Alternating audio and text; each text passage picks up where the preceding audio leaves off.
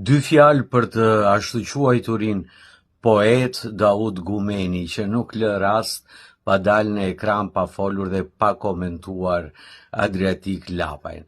Zoti Gumeni, një pyetje kisha për ty. Mos ke qenë gjë bashkëpunëtori i sigurimit të shtetit në burgun e Spaçit? Mos ke qenë gjë spiun i shokëve të tu? Pse kur shokët e tu u dënuan me nga 9 vjet pas revoltës së Spaçit, ti shpëtove dhe ja hodhe? Unë jam nipi njëri prej tyre, Amdon Konomit ose Bebi, që e ke pasur në burg dhe di shumë gjëra. Mos vallë Sali Berisha të mbandosje të peng. Si ka mundësi që në kohra të tilla të vështira maskaren nxjerrin gjithmonë kryet?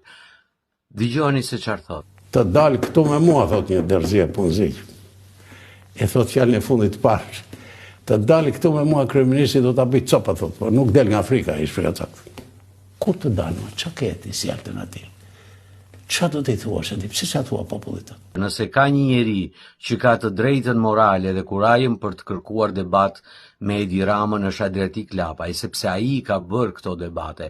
Ja, po ta kujtoj dhe unë, shikoj pak të video.